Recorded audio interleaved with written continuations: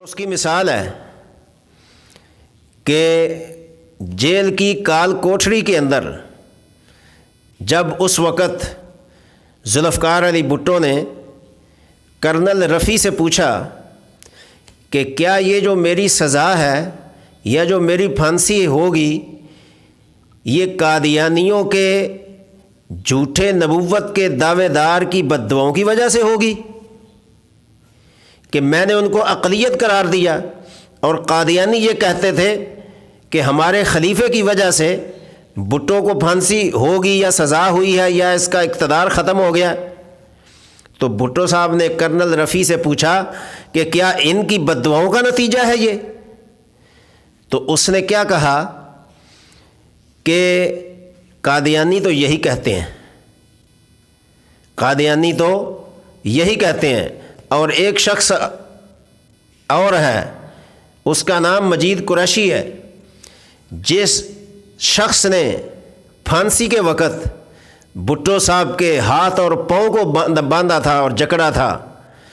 اس نے اس وقت بھٹو صاحب سے کہا اگر آپ قادیانیوں کو اقلیت قرار نہ دیتے تو یہاں تک نہ پہنچتے۔ یہ مجید قریشی پکا قادیانی تھا اور ہر لمحے یہ بھٹو صاحب کو اس چیز کی یاد دلاتا کہ یہ سب قادیانیوں کی اور اس کے سربراہ کی بد دعاؤں کا نتیجہ ہے۔ لیکن اس تمام تر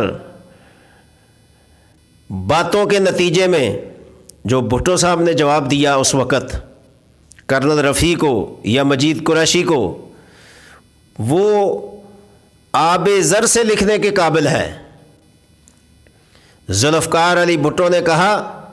اگر قادیانی یہ سمجھتے ہیں کہ مجھے اس وجہ سے پھانسی ہو رہی ہے کہ میں نے ان کو اقلیت قرار دیا ہے، میں نے ان کو غیر مسلم اقلیت قرار دیا ہے اور میں نے ان کو اسلام سے خارج کیا ہے اور ان کو میں نے اسلام کا دشمن قرار دیا ہے،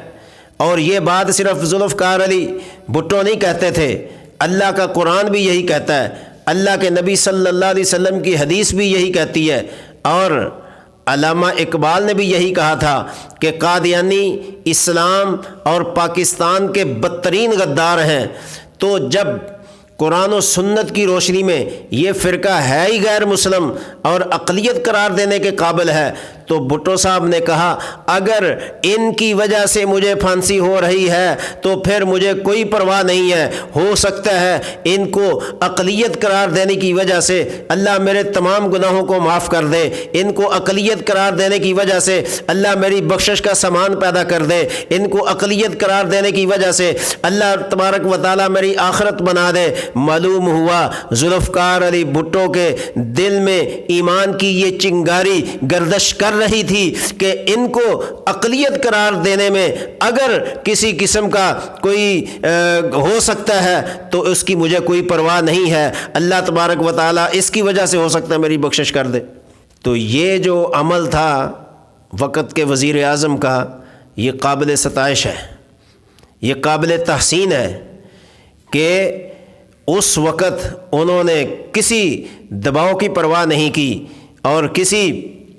قسم کے عالمی طاقتوں کی پرواہ نہیں کی، صرف اور صرف اللہ اور رسول صلی اللہ علیہ وسلم کے حکم کو مد نظر رکھتے ہوئے ان کو اقلیت قرار دیا۔